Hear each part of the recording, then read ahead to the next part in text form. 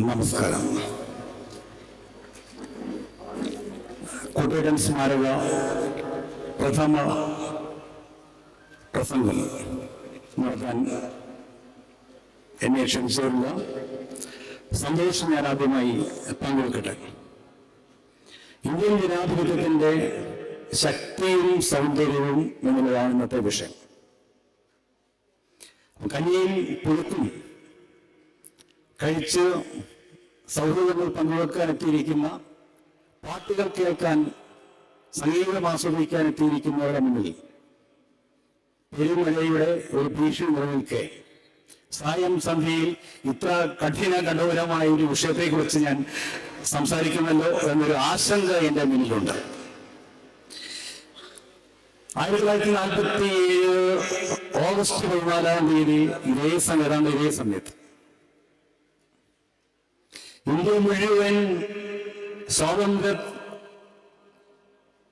കിട്ടുന്ന ആഹ്ലാദത്തിമിർപ്പിൽ നിൽക്കുമ്പോൾ ദുഃഖം കൈഭവിച്ച മുഖവുമായി ഒരു മനുഷ്യൻ കൽക്കട്ടയിലെ ബേലിഘട്ട് ഒരു മുസ്ലിം കുടുംബത്തിൽ പാർത്തിരുന്നു. തൊട്ടുമുമ്പുള്ള ജൂലൈ 31 ഡൽഹിയിലെ പഴയ റെയിൽവേ സ്റ്റേഷനിൽ നിന്നും സന്തത സഹചാരികളായ ആഭയ്ക്കും മനുവിനും കോൺഗ്രസ് നേതാവ് രാജകുമാരി അമൃത് കൗറിനും മഹാദേവ് ദേശായി എന്ന സെക്രട്ടറിക്കുമൊപ്പം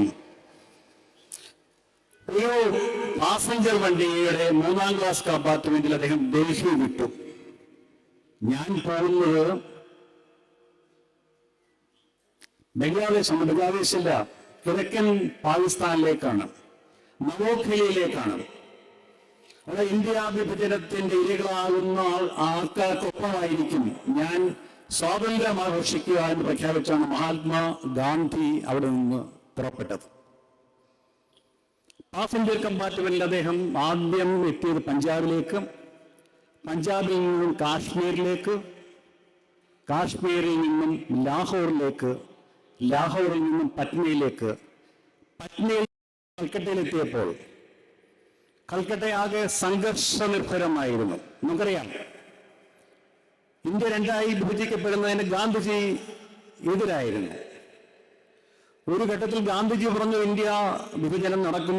യാഥാർത്ഥ്യമായി കഴിഞ്ഞപ്പോൾ ഗാന്ധിജി പറഞ്ഞു ഒരു കുടുംബം വിഭജിച്ചു പോകുന്നത് പോലെ ആയിരിക്കുന്നത്, നമുക്ക് ആ കുടുംബത്തിലേക്ക് വിരുന്നുകാരെ പോലെ പോകാം, പാകിസ്ഥാനിലേക്ക് പോകാം, തിരിച്ചിങ്ങോട്ട് വരാമെന്നൊക്കെ ഗാന്ധിജി ആത്മാർത്ഥമായി വിശ്വസിച്ചിരുന്നു. പക്ഷെ അദ്ദേഹത്തിന്റെ ഹൃദയം രണ്ടായി വെട്ടിപ്പിളർക്കപ്പെട്ടു. അദ്ദേഹം നിരാഹാരം കിടന്നു ഡൽഹിയിൽ വർഗീയ ലഹളയ്ക്ക് ശമനം വരുത്താൻ വേണ്ടി. വളരെ ശാരീരികമായി തന്നെ വളരെ അവശതയുള്ള സമയത്താണ് അദ്ദേഹം നവോഖലിയിലേക്ക് പുറപ്പെട്ടത്. കൽക്കട്ടയിൽ എത്തിയപ്പോൾ രക്തരൂഷിതമായ അന്തരീക്ഷം. അവിടുത്തെ മുസ്ലിം സഹോദരന്മാരെ പറഞ്ഞു, മഹാത്മാവി അങ്ങ് ഇവിടെ നിന്നില്ലെങ്കിൽ വീണ്ടും ചോരപ്പുഴ ഒഴുകും. ഗാന്ധിജി നവോഖലി സന്ദർശനം മാറ്റിവെച്ചു, അവിടെ ഇരുന്നു. ഓഗസ്റ്റ് 14 ത്രിവർണ്ണ പതാക ഉയർത്തപ്പെടുമ്പോൾ പാർലമെന്റിലെ സെൻട്രൽ ഹാളിൽ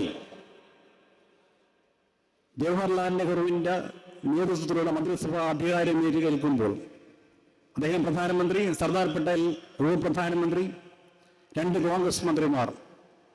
നെഹ്റുവിന്റെ പ്രസംഗം നമുക്കറിയാം. നമ്മൾ നൂറ്റാണ്ടുകൾക്ക് മുമ്പ് വിധിയുമായി ഒരു സന്ധി ചെയ്തു. ടെസ്റ്റ് വിത്ത് ഡെസ്റ്റിനി എന്ന അദ്ദേഹം ഉപയോഗിച്ച ഇംഗ്ലീഷ് വാക്ക്. ഈ അർദ്ധരാത്രി മണി മുഴങ്ങുമ്പോൾ, ലോകം ഉറങ്ങിക്കിടക്കുമ്പോൾ ഇന്ത്യ ജീവിതത്തിലേക്കും സ്വാതന്ത്ര്യത്തിലേക്കും കൺതുറക്കുന്നു എന്ന അദ്ദേഹത്തിന്റെ വികാരഭരിതവും സാഹിത്യാംശം നിറഞ്ഞേൽക്കുന്നതുമായ പ്രസംഗം ചരിത്രത്തിൽ രേഖപ്പെടുത്തപ്പെട്ടിട്ടുണ്ട്. ആ സമയമൊക്കെ ഗാന്ധിജി ദുഃഖിതനായി വർഗീയ സംഘർഷങ്ങൾക്കിരയായ ആൾക്കാർക്കൊപ്പം ഈ തെരുവിൽ കഴിയുകയായിരുന്നു. ഒരാഘോഷവും അദ്ദേഹത്തെ ബാധിച്ചില്ല. അദ്ദേഹം ഉറങ്ങാൻ വളരെ വൈകി. സ്വതന്ത്ര ഇന്ത്യയിൽ അദ്ദേഹം ഉണർന്നെഴുന്നേറ്റ സമയം പോലും മാറ്റിയില്ല. 4 മണിക്കൂർ മാത്രമേ അദ്ദേഹത്തിന് ഉറങ്ങാൻ കഴിഞ്ഞുള്ളൂ. അന്ന് വെളുപ്പിന് 3:45 അദ്ദേഹം ഉണർന്നെണീറ്റു. 24 മണിക്കൂർ നിരാഹാരം അനുഷ്ഠിക്കാനാണ് അദ്ദേഹം ആദ്യ ദിനം, സ്വതന്ത്ര ഇന്ത്യയിലെ ആദ്യ ദിനം ചെലവഴിച്ചത്. ശാന്തിയും സമാധാനവും കൈവരിക്കാൻ ആ ഒറ്റയാൾ പട്ടാളത്തിന് കഴിഞ്ഞു. ലോർഡ് മൗണ്ട് ബാറ്റൻ പറഞ്ഞു, നമ്മുടെ കയ്യിൽ പഞ്ചാബിൽ 55,000 പട്ടാളക്കാരുണ്ട്, പക്ഷെ പഞ്ചാബിലെ ചോരപ്പുഴ ഒഴുകുന്നത് നിയന്ത്രിക്കാൻ നമുക്ക് സാധിച്ചില്ല. പക്ഷെ ബംഗാളിൽ ഇറങ്ങിയ ഒറ്റയാൾ പട്ടാളത്തിന് അത് സാധിച്ചു. ഗാന്ധിജിയുടെ സാന്നിധ്യം പിന്നീട് ബംഗാളിൽ വർഗീയ ലഹള ഉണ്ടാക്കിയില്ല. ഗാന്ധിജി അന്ന് തന്നെ കാണാനെത്തിയ കോൺഗ്രസിന്റെ മന്ത്രിസഭയിലെ അംഗങ്ങളോട് പറഞ്ഞു, ഒരു മുൾക്കിരീടമാണ് ഇന്നു മുതൽ നിങ്ങളുടെ തലയിലേക്ക് വെച്ച് തന്നിട്ടുള്ളത്, നിങ്ങൾ ജനങ്ങൾക്കൊപ്പം നിൽക്കുക. 1950 ജനുവരി 26 നമ്മൾ റിപ്പബ്ലിക്കായി, നമുക്ക് ഭരണഘടന നിലവിൽ വന്നു. ജവഹർലാൽ നെഹ്റുവാണ് അതിന്റെ ആമുഖം എഴുതിയിട്ടുള്ളത്. ആമുഖം ആരംഭിക്കുന്നത് നമുക്കെല്ലാം അറിയാം, we the people of India, ഇന്ത്യയിലെ ജനങ്ങളായി നാം ഈ രാജ്യത്തെ ഒരു പരമാധികാര റിപ്പബ്ലിക്കായി പ്രഖ്യാപിക്കുവാൻ തീരുമാനിച്ചിരിക്കുന്നു എന്നർത്ഥം വരുന്ന ആമുഖം. 25 ഭാഗങ്ങൾ, 400-ലധികം ഖണ്ഡികകൾ, 22 ഷെഡ്യൂളുകൾ, പട്ടികകളുള്ള ഭരണഘടന. We the people of India, ഇന്ത്യയിലെ ജനങ്ങളായ നാം. ആ സമയത്ത് സ്വതന്ത്രമായ രാജ്യങ്ങളുടെ അവസ്ഥ നോക്കുക. നമ്മളിൽ നിന്ന് വെട്ടിമുറിക്കപ്പെട്ട പാകിസ്ഥാനിൽ എത്രയോ പട്ടാള ലഹളകളുണ്ടായി, പട്ടാള കലാപങ്ങളുണ്ടായി. ദീർഘകാലത്തെ 57 മുതൽ ദീർഘകാലത്തെ പട്ടാള വിപ്ലവങ്ങൾ. തിരഞ്ഞെടുക്കപ്പെട്ട സുൽഫിക്കർ അലി ഭൂട്ടോ പോലും പട്ടാള ഭരണകൂടത്താൽ തൂക്കിലേക്കപ്പെട്ട രാജ്യം. അഫ്ഗാനിസ്ഥാൻ, ഒരു കാലത്ത് കമ്മ്യൂണിസ്റ്റ് പാർട്ടി സോവിയറ്റ് യൂണിയന്റെ സൈനിക ശക്തിയോടെ ഭരണം സ്ഥാപിച്ചു. അതിന്റെ ഭരണാധികാരിയായിരുന്ന അമാനുള്ളയെ ജനം വധിച്ച് തെരുവിൽ തൂക്കിയിട്ട രാജ്യം. താലിബാന്റെ കയ്യിലാണ് ഇന്ന് അഫ്ഗാനിസ്ഥാൻ. 48 ഒക്ടോബറിൽ സ്വതന്ത്രമായ ചൈന,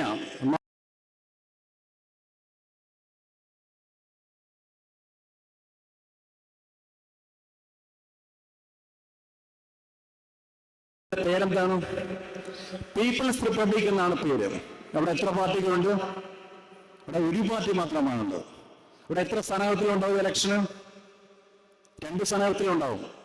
സ്ഥാനാർത്ഥികളെ നിശ്ചയിക്കുന്നവരാണ് പാർട്ടി തന്നെ നിശ്ചയിക്കും. എ എന്ന സ്ഥാനാർത്ഥിക്ക് ബി എന്ന എതിർ സ്ഥാനാർത്ഥിയെ 2 പേരെയും പാർട്ടി നിശ്ചയിക്കും. എത്ര പത്രമുണ്ട്? പാർട്ടിയുടെ അല്ലെങ്കിൽ ഭരണകൂടത്തിന്റെ പത്രം മാത്രം. ഇന്ത്യയില് തൊട്ടടുത്ത ഒരു കാലത്ത് നമ്മുടെ തന്നെ ഭാഗമായിരുന്നു ബർമ്മ, മ്യാൻമറിൽ എത്രയോ പട്ടാള അട്ടിമറികളുണ്ടായി. രാഷ്ട്രത്തലവന്റെ മകളായ യാങ് സോയി 2020 ഏറ്റവും അവസാനം 2021 ഏറ്റവും അവസാനം അവരുടെ തിരഞ്ഞെടുക്കപ്പെട്ട ഭരണകൂടത്തെയും പട്ടാളം അട്ടിമറിച്ചു. ഇന്ത്യക്കൊപ്പം സ്വതന്ത്രമായ അയൽ രാജ്യങ്ങളിലെല്ലാം ജനാധിപത്യം കൊല ചെയ്യപ്പെട്ടു. ഏറ്റവും അവസാനം നമുക്കറിയാം ബംഗ്ലാദേശിൽ 71 കിഴക്കൻ പാകിസ്ഥാനിലേക്ക് ഇന്ത്യ പട്ടാളത്തെ അയച്ച് സ്വതന്ത്രമായി രൂപവൽക്കരിക്കപ്പെട്ട ഒരു പാകിസ്ഥാന്റെ ഭാഗമായ ഒരു രാജ്യമാണ് ബംഗ്ലാദേശ്. ഷേഖ് മുജീബ് റഹ്മാൻ രാഷ്ട്രത്തലവൻ ബംഗ്ലാദേശിന്റെ മഹാത്മാഗാന്ധികളൊക്കെ പറയാവുന്ന രാഷ്ട്രത്തലവനെ കൊല ചെയ്ത രാജ്യമാണ് ബംഗ്ലാദേശ്. ബംഗ്ലാദേശിന്റെ ഭരണാധികാരിയായി പിന്നീട് വന്ന ഷെയ്ഖ് ഹസീനക്ക് കഴിഞ്ഞ ആഴ്ചയാണ് ജനകീയ രോഷം ഭയന്ന് ഇന്ത്യയിൽ അഭയം പ്രാപിച്ചത്. ജനാധിപത്യം ഇവിടെയാണുള്ളത്. പാകിസ്ഥാൻ ഇസ്ലാമിക് റിപ്പബ്ലിക്കാണ്. അതൊരു ജനാധിപത്യ സംവിധാനമുള്ള രാഷ്ട്രമല്ല. താലിബാൻ, അദ്ദേഹം പറഞ്ഞ താലിബാന്റെ കയ്യിലാണ്, ഏറ്റവും യാഥാസ്ഥികമായ താലിബാന്റെ കയ്യിലാണ് അഫ്ഗാനിസ്ഥാൻ. ജനാധിപത്യത്തിന്റെ ആദ്യ പാഠങ്ങളിലൂടെ പോവുകയാണ് തൊട്ടടുത്ത രാജ്യമായ ഭൂട്ടാൻ. രാജഭരണം അവസാനിച്ച് കൂട്ടുകക്ഷി ഭരണത്തിന്റെ ആദ്യ പാഠങ്ങൾ ആണ് നേപ്പാളിൽ പരീക്ഷിക്കപ്പെട്ടുകൊണ്ടിരിക്കുന്നത്. ശ്രീലങ്കയിൽ വലിയ ആഭ്യന്തര ലഹളകൾ ഉണ്ടായി, നമുക്കറിയാം, ചരിത്രം നമ്മുടെ മുന്നിൽ ഉണ്ട്. ചൈനയുടെ അവസ്ഥ നമുക്കറിയാം, ഏകകക്ഷി ഭരണമാണ്. ഇന്ത്യയിൽ എന്താണ്? ഇന്ത്യ ലോകത്തെ ഏറ്റവും വലിയ ജനാധിപത്യ രാഷ്ട്രമാണ് എന്ന് നമ്മൾ പറയുമ്പോൾ നമുക്ക് അഭിമാനത്തോടെ പറയാം. ഞാൻ ഓർക്കുന്നത് പണ്ടത്തെ മേൽശാന്തി എന്നൊരു കവിതയുണ്ട്, അത് അക്കിത്തത്തിന്റെ കവിതയാണ്. അതിലൊരു വരിയുണ്ട്, എൻ്റെ ഈ കൊമ്പനാനകൾ, എൻ്റെ ഈ മഹാക്ഷേത്രവും മക്കളെ. അത് വേറൊരു സന്ദർഭത്തിൽ അദ്ദേഹം എഴുതിയ കവിതയാണ്. ജനാധിപത്യത്തിന്റെ ശ്രീകോവിൽ എന്നാണ് നമ്മൾ പാർലമെന്റിനെ കുറിച്ചൊക്കെ പറയുന്നത്. ഇത് വലിയ ശ്രീകോവിലായിട്ട് ജനാധിപത്യത്തെ സങ്കല്പിച്ച് നോക്കുക. എന്നിട്ട് അക്കിത്തത്തിന്റെ ഈ വരികൾ അതുമായിട്ട് കമ്പയർ ചെയ്ത് നോക്കുക, താരതമ്യം ചെയ്ത് നോക്കുക. എൻ്റെ ഈ കൊമ്പനാനകളും എൻ്റെ ഈ മഹാക്ഷേത്രവും മക്കളെ എന്ന് പറയുന്നത് ഏത് രാജ്യത്തെ ജനങ്ങളായിരിക്കാം. പട്ടാള ഭരണം ഉള്ള രാജ്യത്തെ ജനങ്ങളായിരിക്കാം, എനിക്ക് ഉറപ്പുണ്ട്. ഏകകക്ഷി ഭരണമുള്ള രാജ്യത്തെ ജനങ്ങളായിരിക്കാം, പക്ഷെ ഇന്ത്യയിലെ ജനങ്ങളായിരിക്കില്ല എന്നതിന് എത്രയോ ഉദാഹരണങ്ങൾ നമ്മുടെ മുമ്പിലുണ്ട്. ഇന്ത്യൻ ഭരണാധികാരികളെ താഴെത്തട്ടിൽ മുതൽ പ്രധാനമന്ത്രി വരെ രാഷ്ട്രപതി വരെ തിരഞ്ഞെടുക്കാനുള്ള, രാഷ്ട്രപതിയുടെ തിരഞ്ഞെടുപ്പ് ഉപരാഷ്ട്രപതിയുടെ തിരഞ്ഞെടുപ്പ് ഇൻഡയറക്റ്റ് ആണ്. പരമമായ അധികാരം നിസ്വരായ സാധാരണക്കാർക്കാണ്. പല തിരഞ്ഞെടുപ്പിൽ നമ്മൾ നിസ്സംശയം തെളിയിച്ചു കഴിഞ്ഞു. 1957 ലോകത്താദ്യമായി കമ്മ്യൂണിസ്റ്റ് പാർട്ടി അധികാരത്തിൽ വന്ന സംസ്ഥാനം കേരളമാണ്. 52 വർഷത്തിന് ശേഷം വിമോചന സമരത്തിൽ ആ സർക്കാരിനെ കേന്ദ്രം പിരിച്ചുവിട്ടു, അത് വേറൊരു ചരിത്രം. അത് ജനാധിപത്യത്തിന്റെ പുഴുക്കുത്തുകളുണ്ട്. ജനാധിപത്യം ഒരു സമയം തന്നെ ജനങ്ങളുടെ ആധിപത്യമാകുമ്പോഴും തിരഞ്ഞെടുക്കപ്പെടുന്ന ഭരണാധികാരികൾ മാറി ചിന്തിക്കുന്ന, വഴിമാറി നടക്കുന്ന ചരിത്രവും ജനാധിപത്യത്തിനുണ്ട്. അത് 59 EMS മന്ത്രിസഭയെ പിരിച്ചുവിട്ട ഒരു ഉദാഹരണമുണ്ട്. അതിനുശേഷം എല്ലാ പൗരാവകാശങ്ങളും ലംഘിക്കപ്പെട്ട് ആഭ്യന്തര അടിയന്തരാവസ്ഥ പ്രഖ്യാപിച്ച 1975 നമുക്കറിയാം. അതിനുശേഷം NT രാമറാവുവിന്റെ മന്ത്രിസഭയെ പിരിച്ചുവിട്ട ചരിത്രമാണ്. രാംലാൽ എന്ന ഗവർണർ, NTR ബഹുഭൂരിപക്ഷത്തോടെ അധികാരത്തിൽ വന്ന ആന്ധ്രാപ്രദേശിൽ അദ്ദേഹം ഹൃദയ ശസ്ത്രക്രിയക്കായി അമേരിക്കയിലേക്ക് പോയ സമയം നോക്കി.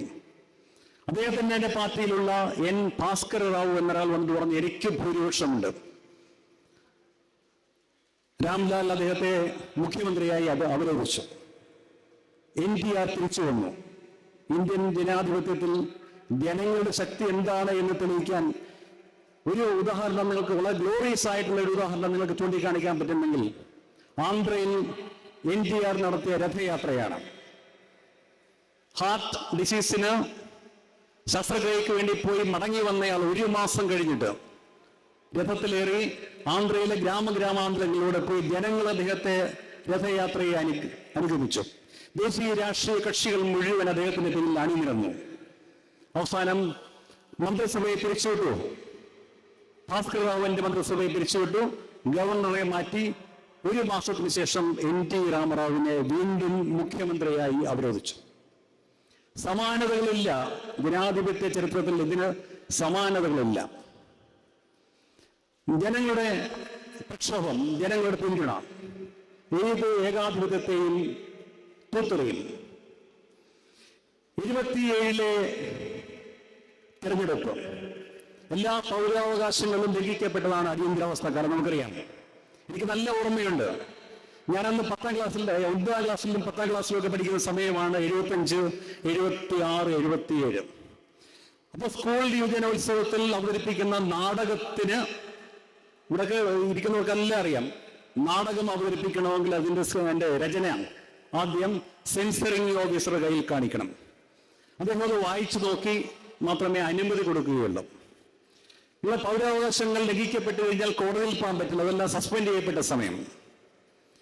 അന്ന് അബു എബ്രഹാം കാർട്ടൂണിസ്റ്റ് വരച്ച സുപ്രസിദ്ധമായ കാർട്ടൂൺ നിങ്ങളുടെ ഓർമ്മയിൽ ഉണ്ടാവും. 1975 അടിയന്തരാവസ്ഥ പ്രഖ്യാപിക്കുമ്പോൾ അതിന് ക്യാബിനറ്റിന്റെ അനുമതി വാങ്ങിയിരുന്നില്ല.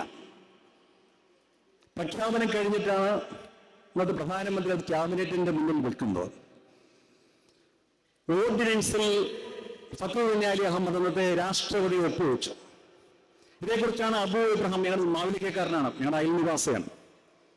യേശുദാസനും മാവലിക്കക്കാരനാണ്. ആദ്യത്തെ പൊളിറ്റിക്കൽ കാർട്ടൂണിസ്റ്റായ KS പിള്ളയും മാവലിക്കക്കാരനാണ്. ഞാൻ യേശുദാസനുമായും KS പിള്ളയുമായി സംസാരിച്ചിട്ടുണ്ട്. അപ്പം അബു ഇബ്രഹാമിന്റെ കാർട്ടൂൺ ഇതാണ്. ബാത്ത് ടബിൽ രാഷ്ട്രപതി കിടക്കുന്നു. അപ്പം ഓർഡിനൻസ് ഒപ്പിടിക്കാൻ കൊണ്ടുവന്ന ശേഷം എല്ലാ ഓർഡിനൻസും ഒപ്പിട്ട ശേഷം അദ്ദേഹം പറഞ്ഞു, if any more ordinance please ask them to wait. ഇനി ഓർഡിനൻസ് ഉണ്ടെങ്കിൽ കുറച്ചു നേരം കൂടി വെയിറ്റ് ചെയ്യാൻ പറയൂ എന്ന് ബാത്ത് ടബിൽ കിടന്ന് രാഷ്ട്രപതി പറയുന്ന പരിതാപകരമായ അവസ്ഥയെക്കുറിച്ച് അബു ഇബ്രഹാം എന്ന് കാർട്ടൂൺ വരച്ചു. പക്ഷെ എന്തുകൊണ്ട് 77 തിരഞ്ഞെടുപ്പ് നടത്താൻ ഇന്ദിരാഗാന്ധി ധൈര്യപ്പെട്ടു എന്നതിനെ കുറിച്ച് കഥയുണ്ട്. അത് സത്യം പറഞ്ഞാൽ കേന്ദ്ര ഏജൻസികൾ ഏത് ചലനവും, ഒരു മുടി അനങ്ങുന്നത് പോലും പ്രധാനമന്ത്രിമാരുടെ കയ്യിലെത്തിക്കും എന്നാണ് വെപ്പ്. RK ധവാൻ, ഇന്ദിരാഗാന്ധിയുടെ സന്തത സഹചാരിയായിരുന്ന RK ധവാന്റെ ആത്മകഥയിൽ രേഖപ്പെടുത്തിയിട്ടുണ്ട്. അന്ന് കേന്ദ്ര ഇന്റലിജൻസ് ബ്യൂറോ കൊടുത്ത റിപ്പോർട്ട്, ഇപ്പോൾ തിരഞ്ഞെടുപ്പ് നടത്തിയാൽ 325 മേൽ സീറ്റുകൾ നേടി ജയിക്കും എന്ന് കേന്ദ്ര ഇന്റലിജൻസ് ബ്യൂറോ നൽകിയ ഉറപ്പിന്മേലാണ് 1977 തെരഞ്ഞെടുപ്പ് നടത്താൻ അന്നത്തെ പ്രധാനമന്ത്രി തീരുമാനിച്ചു. ജനുവരിയിൽ അടിയന്തരാവസ്ഥ പിൻവലിക്കാതെ തെരഞ്ഞെടുപ്പിന് ഉത്തരവിട്ടു. തൊട്ടു പിന്നാലെ നമുക്കറിയാം ജഗജ്ജീവി അൻറാം ഉൾപ്പെടെയുള്ള കോൺഗ്രസ് നേതാക്കൾ ചിലര് കോൺഗ്രസ് ഫോർ ഡെമോക്രസി ഉണ്ടാക്കി പുറത്തേക്ക് വരുന്നു. ജയപ്രകാശ് നാരായണന്റെ നേതൃത്വത്തിൽ പ്രതിപക്ഷ കക്ഷികൾ മുഴുവൻ ഒന്നിച്ച് ജനതാ പാർട്ടി എന്ന ലേബലിൽ മത്സരിക്കുന്നു. ബാക്കിയെല്ലാം ചരിത്രം. നിസ്വരായ, അക്ഷരാഭ്യാസമില്ലാത്ത, കേരളീയരുടെ ഭാഷയിൽ പറഞ്ഞാൽ രാഷ്ട്രീയ വിവേകമില്ലാത്ത ഉത്തരേന്ത്യൻ ജനത മുഴുവൻ അന്നത്തെ കോൺഗ്രസ് ഭരണത്തിനെതിരായി വോട്ട് ചെയ്തു. ഇന്ദിരാഗാന്ധി തോറ്റു, സഞ്ജയ് ഗാന്ധി തോറ്റു. എനിക്ക് നല്ല ഓർമ്മയുണ്ട്, അന്ന് ഞാൻ തമാശയൊന്നുമല്ല, വീടിന്റെ മുന്നിൽ ഒരു കറുത്ത കൊടി പറിച്ചു. എനിക്കത് അത് ഒരാൾ ജനാധിപത്യം ജയിക്കുമ്പോൾ വെള്ളക്കൊടിയാണോ ഒന്ന് പറിക്കാൻ ബുദ്ധിമുട്ടുള്ളതുകൊണ്ട് ഞാൻ കറുത്ത കൊടി പറിച്ചു.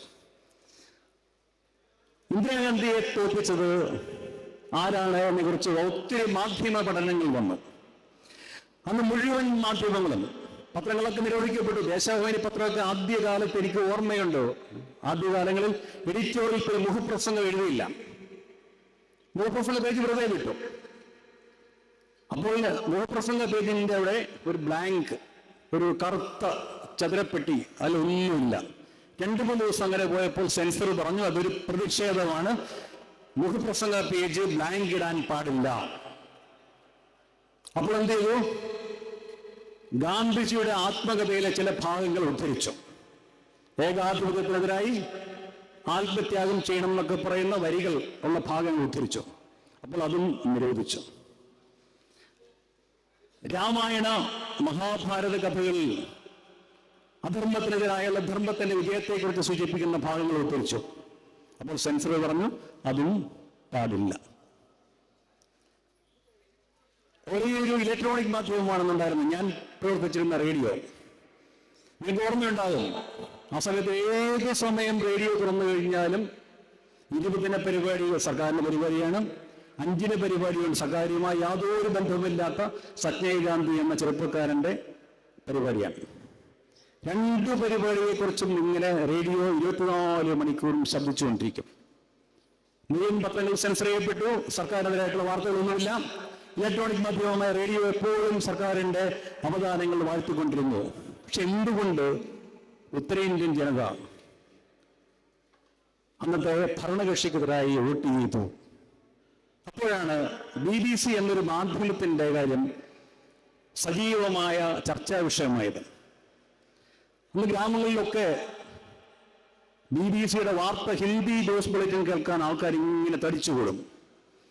സത്യം സത്യമായി പറയും എന്ന് ചിലരൊക്കെ ഇപ്പോൾ അവകാശപ്പെടുന്നത് യഥാർത്ഥത്തിൽ സത്യമായി പറഞ്ഞു തന്നത്തെ BBC ഹിന്ദി വാർത്താ ബുള്ളറ്റിൻ ആയിരുന്നു.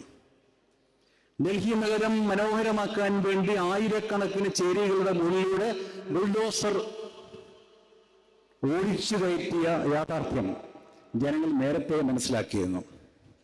നിർബന്ധിതമായ വന്ധ്യീകരണത്തെക്കുറിച്ചുള്ള വാർത്തകൾ ജനങ്ങൾ മനസ്സിലാക്കിയിരുന്നു.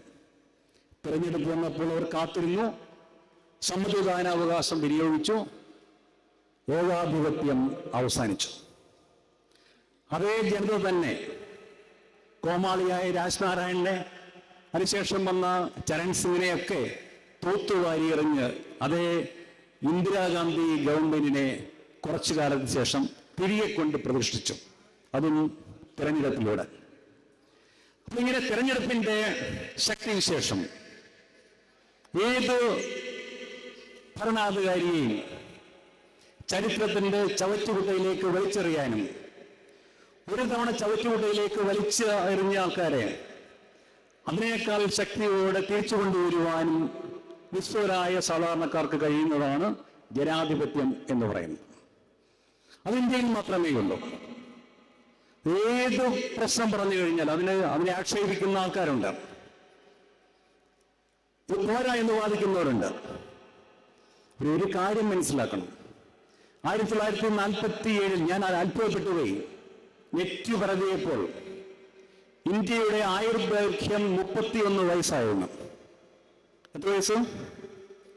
31 വയസ്സ് ആയിരുന്നു 1947 ഇന്ത്യ സ്വതന്ത്രമാകുമ്പോൾ ഇന്ത്യയുടെ ആയുർദൈർഘ്യം.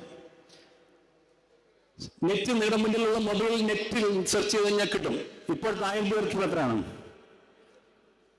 73. ഇതിന് വ്യത്യാസം ഇത് ഒറ്റ വേറെ ഒന്നും വേണ്ട. ഇന്ത്യൻ ജനാധിപത്യത്തിന്റെ മഹത്വം എന്ത് എന്ന് ചോദിച്ചു കഴിഞ്ഞാൽ എനിക്ക് പറയാനുള്ള ഒറ്റ വാക്കിലുള്ള ഉത്തരം, സ്വതന്ത്ര ഇന്ത്യയുടെ ആയുർദൈർഘ്യം ഇരട്ടിയിലധികമായി കഴിഞ്ഞ 25-76 വർഷം കൊണ്ട് കൂടി. ആയുർദൈർഘ്യം കൂടുന്നത് ചുമ്മാതല്ല. ജീവിതത്തിന്റെ സമസ്ത മേഖലകളിലും മാറ്റമുണ്ടാകാതെ ആയുർദൈർഘ്യം കൂടില്ല. കൂടുമോ? ഒരു കാരണവശാലുമില്ല. നമുക്കറിയാം, നമ്മളിപ്പം 1921 വെള്ളപ്പൊക്കത്തെ കുറിച്ച് പറഞ്ഞു. 1920 രാജ്യം മുഴുവൻ പൊട്ടിപ്പുറപ്പെട്ട, പല ഭാഗങ്ങളിൽ പൊട്ടിപ്പുറപ്പെട്ട പ്ലേഗ്, അതേപോലെയുള്ള മഹാമാരികളിൽ പുഴുക്കളെ പോലെ മനുഷ്യർ ചത്തുവീണ ഒരു കാലം ഇന്ത്യക്കുണ്ടായിരുന്നു.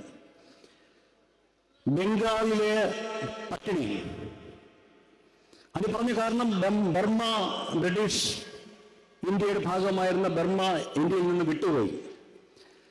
അന്ന് ഭക്ഷ്യധാന്യങ്ങൾ വന്നിരുന്നത്, നെല്ല് മുഖ്യമായിട്ടും വന്നിരുന്നത് ബർമ്മയിൽ നിന്നായിരുന്നു. അതിനുശേഷം 2 ലോകമഹായുദ്ധങ്ങളുടെ ആ സമയത്ത് മുഴുവൻ ബർമ്മയിൽ ഉത്പാദിപ്പിക്കുന്ന നെല്ല് മുഴുവനും പട്ടാൾക്കാർക്കായിപ്പോയി. കടുത്ത ഭക്ഷ്യക്ഷാമം ഉണ്ടായി. ബംഗാളിൽ അത് ഭീകരമായി ബാധിച്ചു. ലക്ഷക്കണക്കിന് ആൾക്കാർ മരിച്ചു. അന്ധവിശ്വാസങ്ങൾ, ഭീകരമായ അന്ധവിശ്വാസങ്ങൾ നടമാടിയിരുന്ന കാലം. നമുക്ക് തന്നെ അറിയാം, അച്ചുകുത്തരൊക്കെ പണ്ട് പ്രതിരോധ മരുന്ന് എടുക്കാൻ വേണ്ടി സ്കൂളിൽ വരുമ്പോൾ സ്കൂളിൽ നിന്ന് ഒളിച്ചോടിപ്പോയ ആൾക്കാർ നമ്മുടെ മുന്നിലുണ്ട്. നമ്മളൊക്കെ പോയിട്ടുണ്ട്, നാട്ടിൽ നിന്ന് ഒളിച്ചോടി പോയിട്ടുണ്ട്. അച്ചുകുത്ത് എന്ന് പറയുന്നത് വലിയ പ്രശ്നമാണ്. കാര്യം അത് അന്ധവിശ്വാസത്തിന്റെ ഭാഗമാണ്. അപ്പൊ ആരോഗ്യ മേഖലയിലും ഭക്ഷ്യസുരക്ഷാ മേഖലയിലും പുരോഗതിയുടെ വലിയ ലക്ഷണങ്ങൾ കണ്ടതാണ് നമ്മുടെ മുന്നോട്ടുള്ള പ്രയാണത്തിൽ പ്രധാനപ്പെട്ട പങ്ക് വഹിച്ചിട്ടുള്ള എല്ലാ വികസന പദ്ധതികളും ജീവിത നിലവാരം ഉയർത്താൻ സഹായിച്ചിട്ടുണ്ട്. തൊട്ടയൽ രാജ്യങ്ങളിലൊന്നും ഇതല്ല സ്ഥിതി. ദാരിദ്ര്യം ഒക്കെ കൊടുകുത്തി വരുന്ന ഇന്ത്യ അതൊന്നും മുന്നോട്ട് പോയിട്ടില്ല.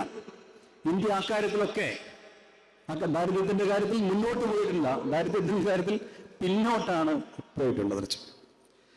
അപ്പൊ ഇന്ത്യ അങ്ങനെ എത്തിയിട്ടുള്ള പുരോഗതിയാണ് ഒരുപക്ഷെ ഒന്നാം ലോക രാജ്യമായ അമേരിക്കയ്ക്കൊപ്പം കേരളത്തിന്റെ ആയുർദൈർഘ്യമൊക്കെ അമേരിക്കയ്ക്ക് ഒപ്പം തന്നെ എത്തിയിട്ടുണ്ട്. സ്ത്രീകൾക്കാണ് കേരളത്തിലെ ആയുർദൈർഘ്യം കൂടുതലുണ്ട്. സ്ത്രീകൾക്കാണ് ആയുർദൈർഘ്യം കൂടുതലുണ്ട്. പക്ഷെ രണ്ട് കാര്യങ്ങൾ പ്രത്യേകം ശ്രദ്ധിക്കാനുണ്ട്. ഇത്രയൊക്കെ പറയുമ്പോഴും ഞാൻ പോസിറ്റീവായിട്ടുള്ള കാര്യങ്ങളാണ് പറഞ്ഞത്. പട്ടാള അട്ടിമറികളിൽ ഇന്ത്യ വീണില്ല. എല്ലാ തലത്തിലും ജനങ്ങളുടെ ആധിപത്യം നിലനിൽക്കുന്നുണ്ട്. അപ്പോഴും ഇന്ത്യയുടെ ചില സൂചികകൾ നൽകുന്ന സൂചനകൾ ഒട്ടും ആശാവഹമല്ല.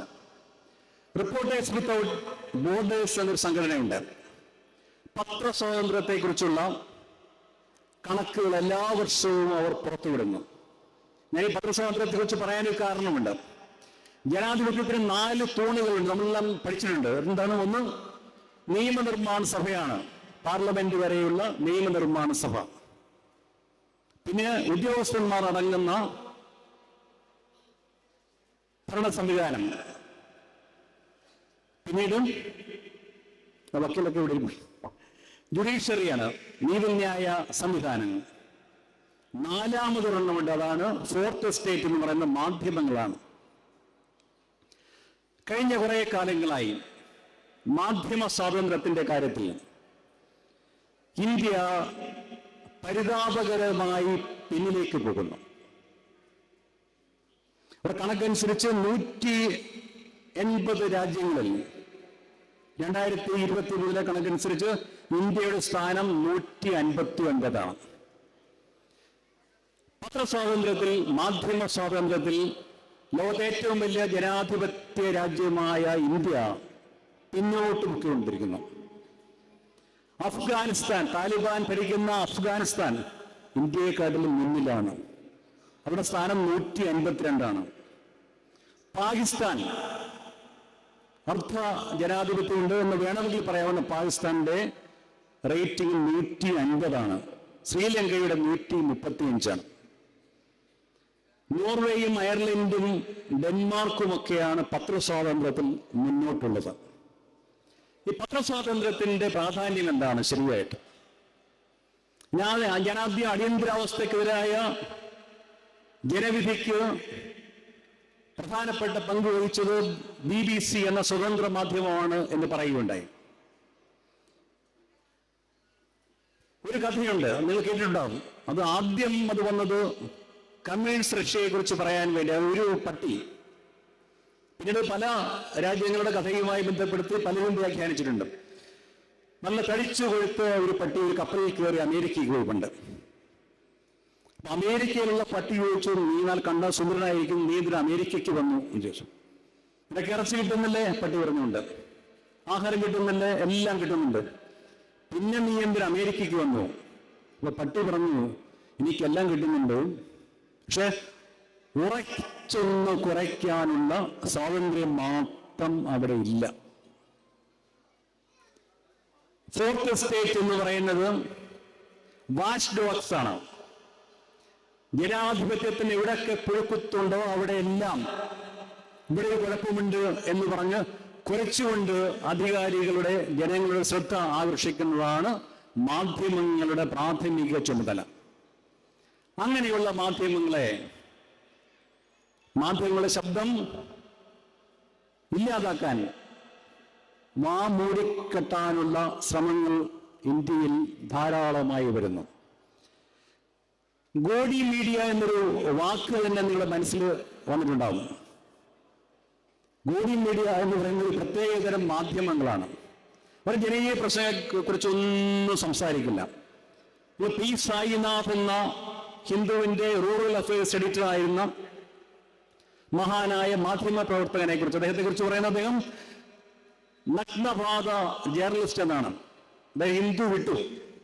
ഈ ഗവൺമെന്റ് ഹിന്ദുവിലുണ്ടാകുന്ന സമയത്താണ് Hyderabad is not Hyderabad, it is Cyberabad of India എന്ന് മലയാള മനോരമ ഉൾപ്പെടെയുള്ള മാധ്യമങ്ങൾ കൊട്ടിഘോഷിച്ച ഒരു സമയമുണ്ടായിരുന്നു. ആരും ഇന്ത്യയിൽ ആദ്യമായി സാമ്പത്തിക ഉദാരവൽക്കരണത്തിന്റെ സൗകര്യം ഉപയോഗപ്പെടുത്തി അന്താരാഷ്ട്ര IT കമ്പനികളെയൊക്കെ അന്നത്തെ മുഖ്യമന്ത്രിയായിരുന്ന ചന്ദ്രബാബു നായിഡു ആന്ധ്രയിലേക്ക് ക്ഷണിച്ചു.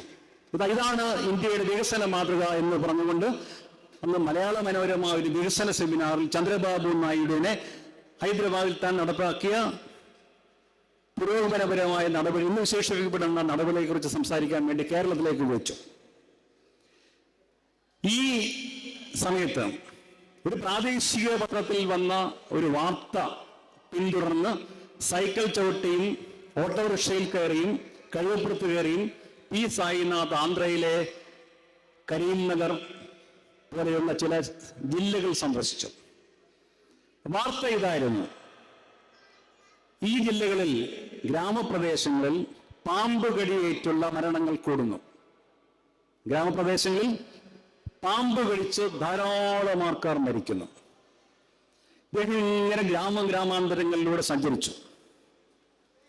അപ്പോൾ സാമ്പത്തിക ഉദാരവൽക്കരണത്തിന്റെ ഭാഗമായി ആന്ധ്രാപ്രദേശ് വൈദ്യുതി ബോർഡ് അന്നത്തെ സർക്കാർ പ്രോഫിറ്റ് മേക്കിംഗ് കമ്പനികളായി വിഭജിച്ചു. പ്രോഫിറ്റ് മേക്കിംഗ് കമ്പനികൾ, ലാഭമുണ്ടാക്കുന്ന വൈദ്യുതി കമ്പനികളായി KCB പോലെയുള്ള ആന്ധ്രയിലെ സ്ഥാപനങ്ങൾ വിഭജിച്ചു. ടാർഗറ്റ് എന്താണ്? ലാഭം ഉണ്ടാക്കുക. വിഭജിക്കപ്പെട്ട കമ്പനികൾ എന്ത് ചെയ്തു? കർഷകർക്ക് കൊടുത്തിരുന്ന സബ്സിഡികൾ പുതുക്കെ പിൻവലിക്കാൻ ആരംഭിച്ചു. സൗജന്യ വൈദ്യുതി അല്ലെങ്കിൽ സൗജന്യ നിരക്കിലുള്ള വൈദ്യുതി നൽകുന്ന സമയം വെട്ടിച്ചുരുക്കി. വെളുപ്പിന് 3 മണി മുതൽ 5 മണി വരെയാക്കി ചുരുക്കി. അപ്പോൾ വലിയ കാർഷിക മേഖലയാണ്. വെള്ളം പമ്പ് ചെയ്യണമെങ്കിൽ ഈ വൈദ്യുതി വരുന്ന സമയത്ത് പോയി ഇവിടെ കിലോമീറ്ററുകൾ കണക്ക് വിസ്തൃതിയുള്ള പാടത്തിന്റെ നടുവിലുള്ള പമ്പ് ഹൗസിൽ പോയി സ്വിച്ച് ഓൺ ചെയ്യണം. എപ്പോഴേ? രാവിലെ 3 മണി മുതൽ 5 മണി വരെയുള്ള കൊച്ചു വെളുപ്പാൻ കാലത്ത്. അത് ടോർച്ച് ലൈറ്റും അല്ലെങ്കിൽ വിളക്കോ ചിമ്മിനി വിളക്കോ ഒക്കെ കത്തിച്ചിട്ട് ഇങ്ങനെ നടക്കുമ്പോഴാണ് വരമ്പത്ത് ആരംഭിക്കുന്നത്. വരമ്പത്ത് പാമ്പ് ആ സമയത്താണ് ഇര പിടിക്കാൻ ഇറങ്ങുന്നത്. പരമ്പ് നിറയെ പാമ്പുകൾ. എന്ത് സംഭവിക്കും? പാമ്പ് സ്വാഭാവികമായിട്ട് അതിനെ ചവിട്ടിയാൽ കടിക്കും. പാമ്പ് കടി ഏറ്റവരെ കൊണ്ട് ആ രാത്രി കാളവണ്ടിയിലോ ഓട്ടോറിക്ഷയിലോ കിട്ടുന്ന കൊണ്ട് തൊട്ടടുത്ത ആശുപത്രിയിൽ പോകും, സർക്കാർ ആശുപത്രിയിൽ പോകുമ്പോഴാണ് സാമ്പത്തിക ഉദാരവൽക്കരണത്തിന്റെ ഭാഗമായി ജീവൻ രക്ഷാ മരുന്നുകൾ സൗജന്യമായി നൽകുന്ന മരുന്നുകൾ ആന്ധ്രയിലെ സർക്കാർ ആശുപത്രികളിൽ തീരെ ഇല്ല എന്നുള്ള നഗ്നസത്യം അവരറിയുന്നത്. ഇവിടുത്തെ കൂടല്ല, 10-100 കിലോമീറ്റർ അകലെയുള്ള ജില്ലാ ആശുപത്രിയിലേക്ക് പോകും, അല്ലെങ്കിൽ വ്യാജ ഡോക്ടർമാരുണ്ട് അവരുടെ അടുത്തേക്ക് പോകും. ആ പോക്കിനിടയിൽ ആൾക്കാർ മരിക്കും. അങ്ങനെയാണ് ആന്ധ്രയിലെ പാമ്പുകടി മരണങ്ങൾ കൂടുന്നത് എന്ന് അദ്ദേഹം കണ്ടെത്തി. അദ്ദേഹം കൺക്ലൂഡ് ചെയ്യുന്നത് ഇങ്ങനെയാണ്: ഓഫ് റെപ്റ്റൈൽസ് ആൻഡ് റിഫോംസ് എന്നാണ് അദ്ദേഹം എഴുതിയ ഈ ലേഖനത്തിന്റെ പേര്. ഞാൻ ജേർണലിസം ക്ലാസ്സുകളിൽ എല്ലാ വിദ്യാർത്ഥികളോടും പറയാറുള്ള ഈ മാധ്യമ പ്രവർത്തകർ എന്ത് ചെയ്യണം എന്ന നിർവചനങ്ങൾ പഠിച്ചിട്ട് കാര്യമില്ല. ഈ ലേഖനത്തിന്റെ ഒരു കോപ്പി ഫ്രെയിം ചെയ്ത് നിങ്ങൾ വർക്ക് ചെയ്യാൻ പോകുന്ന സ്ഥാപനത്തിന്റെ മുന്നിൽ, ടേബിളിന്റെ മുന്നിൽ നിങ്ങൾ വെക്കണം എന്ന് ഞാൻ പറയുകയുണ്ടായി. ഒരു ദുരന്തത്തിന്റെ ഇരയാകുന്നവർ വൈദ്യുതി ലാഭകരമായി ബിസിനസ്സാക്കണമെന്ന നയത്തിന്റെ ഭാഗമായി ഈ സൗജന്യ വൈദ്യുതി കൊടുക്കുന്ന സമയം വെട്ടിച്ചുരുക്കും. പാമ്പ് കടിക്കുന്നു. രണ്ടാമത്തെ ഇരയാവുന്നു ഈ ഇരകൾ. 2 പ്രാവശ്യം അവർ ഇരകളാക്കപ്പെടുന്നു. പാമ്പ് കടിക്കുന്നവരെ ചെല്ലുമ്പോൾ ജീവൻ രക്ഷാ ഔഷധങ്ങൾ, സർക്കാർ സബ്സിഡി കൊടുത്ത് നൽകുന്ന വൈദ്യസഹായങ്ങൾ നിർത്തലാക്കുന്നു. കർഷക സമരത്തെക്കുറിച്ച് നിങ്ങൾ കേട്ടിട്ടുണ്ടാവും. കർഷകർ എന്തിനു വേണ്ടിയാണ് സമരം ചെയ്തത്? കർഷക 2021-22 കർഷക സമരം ലോക ചരിത്രത്തിലെ ഒരു സംഭവമാണ്.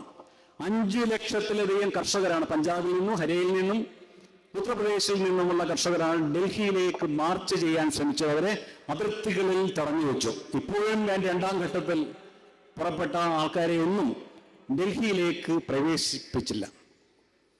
ഈ സമയത്ത് മാധ്യമങ്ങൾ മുഴുവൻ മാറി. സായിനാഥ് പറയുന്ന സമയം 20 വർഷം മുന്നേ ആയിരുന്നു. ഇപ്പോൾ അന്ന് അച്ചടി മാധ്യമങ്ങളായിരുന്നു, ഇപ്പോൾ ഇന്റർനെറ്റാണ്.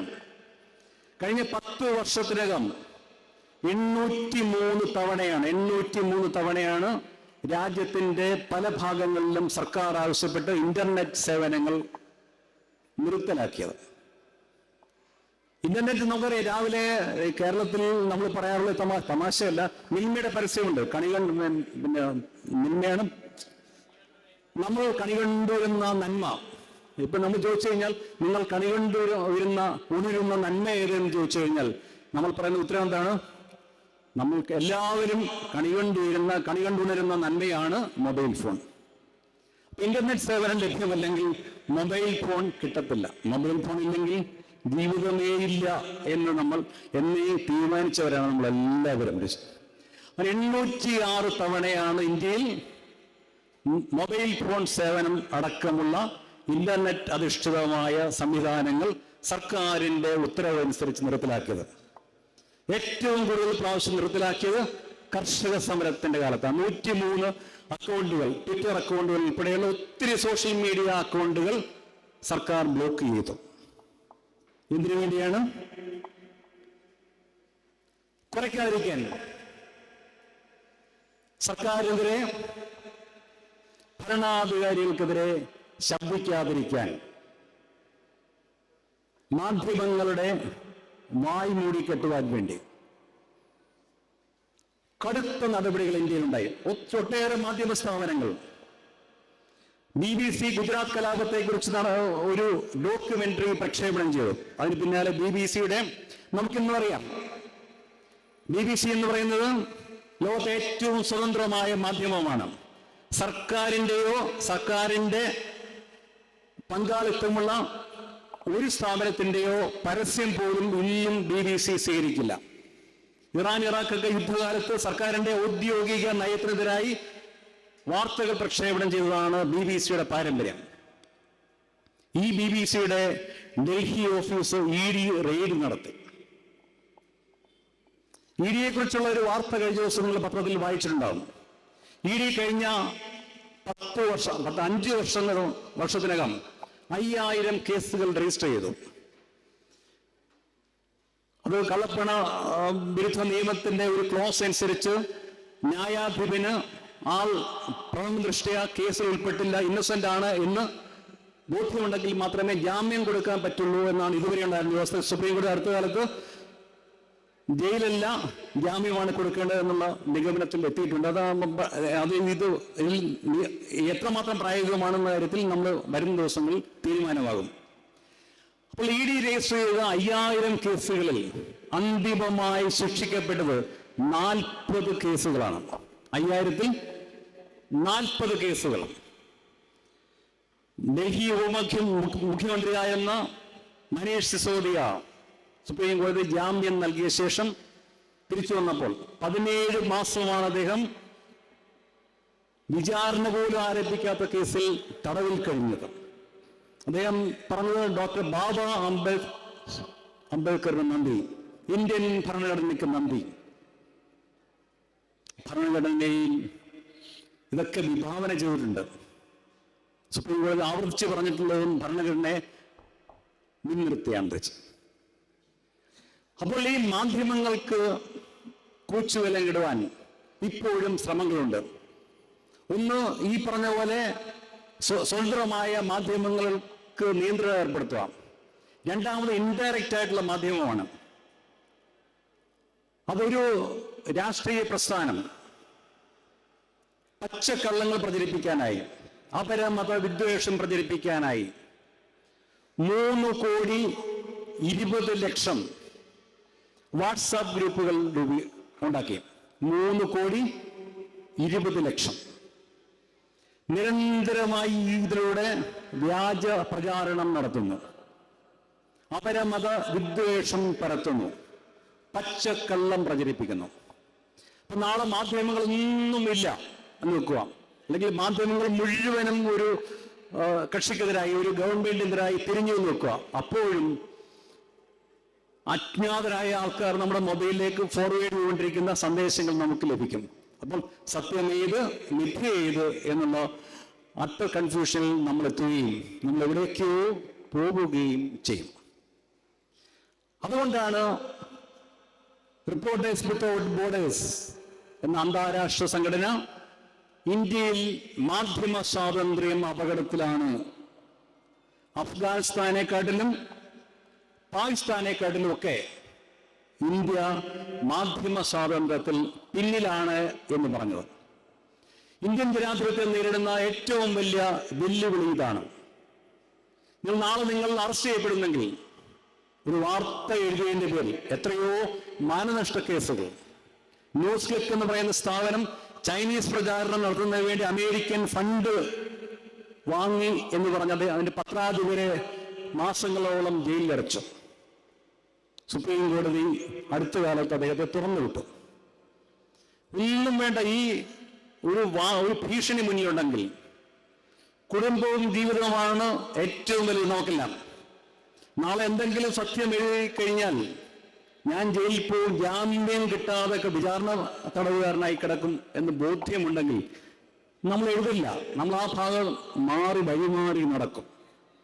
ഇൻഡയറക്റ്റ് ആയിട്ടുള്ള ഒരു സ്വാധീനവും ഇത്തരം സർക്കാരിന്റെ അതിക്രമങ്ങൾ മാധ്യമ പ്രവർത്തകരുടെ മേൽ ചെലുത്തുന്നുണ്ട്. ഇന്ത്യൻ ജനാധിപത്യം നേരിടുന്ന ഏറ്റവും വലിയ ഭീഷണികളിലൊന്ന് ഇതാണ്. ഇന്ത്യൻ ജനാധിപത്യത്തെക്കുറിച്ച് സമയം നീട്ടുന്നില്ല, ജനാധിപത്യത്തെക്കുറിച്ചുള്ള ഏറ്റവും മനോഹരമായ ഒരു സങ്കല്പത്തിലേക്ക് പോകാം. അത് 16ാമത്തെ അമേരിക്കൻ പ്രസിഡന്റായിരുന്ന, അമേരിക്കയെ അടിമത്തത്തിൽ നിന്ന് മോചിപ്പിച്ച മഹാനായ എബ്രഹാം ലിങ്കൺ ജനാധിപത്യത്തെക്കുറിച്ച് നൽകിയിട്ടുള്ള ഡെഫിനിഷൻ എല്ലാം നമ്മൾ പ്രൈമറി തലം മുതൽ സ്കൂളുകളിൽ പഠിക്കുന്നുണ്ട്. Democracy is the government of the people, for the people, of the people, by the people and for the people. ജനാധിപത്യം എന്നാൽ ജനങ്ങൾക്ക് വേണ്ടിയുള്ള, ജനങ്ങളാലുള്ള സർക്കാരാണ്, ഭരണ സംവിധാനമാണ് എന്നാണ്. ഇതിനൊരു ഡെഫിനിഷൻ വന്നിട്ടുണ്ട് അടുത്ത കാലത്ത്. Democracy is the government of the people. OF അല്ല, OFF, of the people.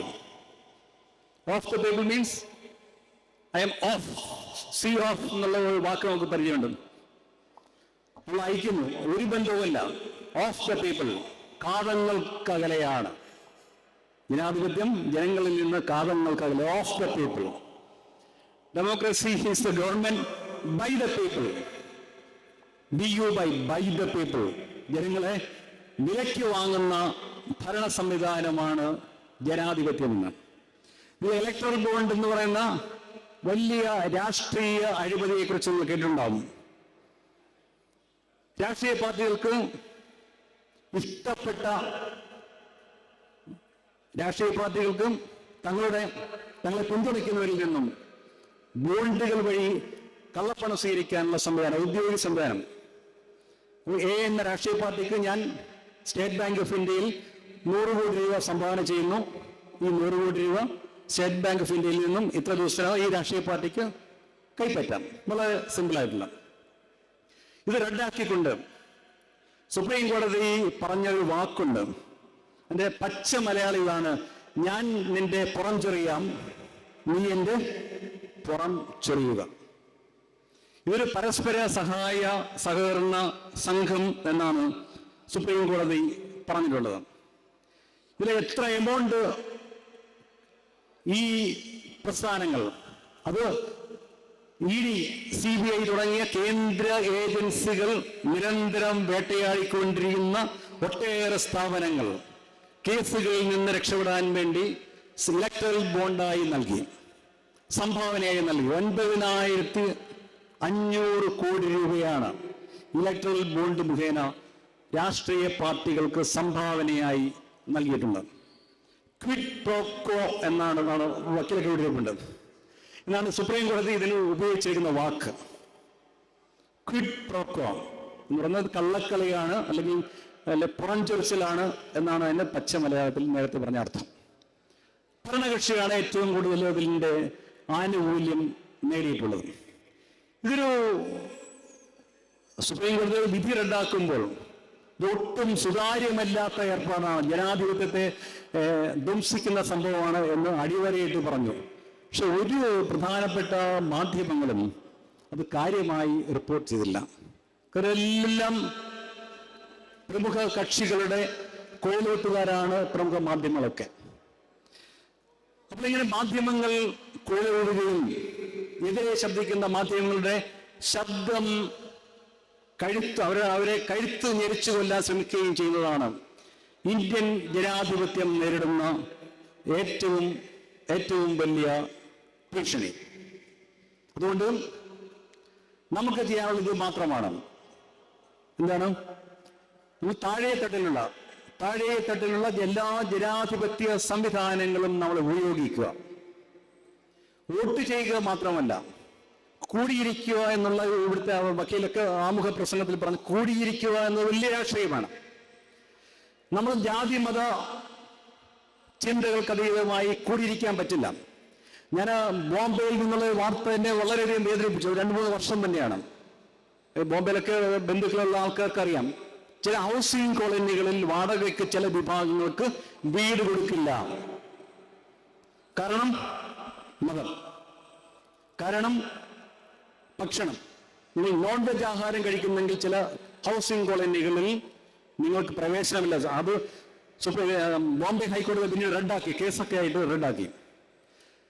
അപ്പോൾ പ്രത്യേക മതവിഭാഗത്തിൽപ്പെട്ട, പ്രത്യേക ജാതി വിഭാഗത്തിൽപ്പെട്ട, പ്രത്യേക ആഹാരം കഴിക്കുന്ന, പ്രത്യേക വസ്ത്രധാരണ രീതികളുള്ള ആൾക്കാരെ പ്രവേശിപ്പിക്കാത്ത, അവർക്ക് എന്താണ് നിരോധന ഉള്ള സംഘങ്ങൾ, കൂട്ടായ്മകൾ പോലും ഇന്ത്യയിലുണ്ട്. ആ അവസ്ഥയിലേക്ക് നമ്മൾ മാറിക്കൊണ്ടിരിക്കുകയാണ്. അതിനൊരു പരിഹാരം കൂടിയിരിക്കുക, സംസാരിക്കുക. ഇത്തരം കൂട്ടായ്മകൾ വലിയ രാഷ്ട്രീയ സന്ദേശം ജനാധിപത്യത്തിന്റെ നിലനിൽപ്പിനായി നൽകുന്നുണ്ട്, നമ്മൾ അറിയാതെ തന്നെ. ഞാനിത് ദീർഘിപ്പിക്കുന്നില്ല, ഞാൻ അവസാനിപ്പിക്കാം. അത് കുഞ്ഞുണ്ണി എന്ന നമുക്കെല്ലാം അറിയാവുന്ന വളരെ ചെറിയൊരു മനുഷ്യൻ, അദ്ദേഹത്തിന്റെ വളരെ അഗാധമായ ചില കവിവാക്യങ്ങളുണ്ട്. കവികൾ ക്രാന്തദർശികൾ എന്നൊക്കെ പറയുന്നുണ്ട്. അത് ശ്രീനാരായണ ഗുരു പണ്ഡിതൻ ഈശാവാസ്യ ഉപനിഷത്തിന്റെ വിവർത്തനത്തിൽ പറഞ്ഞ കാര്യമാണ്. ഞാൻ പറയാൻ പോകുന്ന വരികൾ കുഞ്ഞിന് പറഞ്ഞിട്ടുണ്ട്.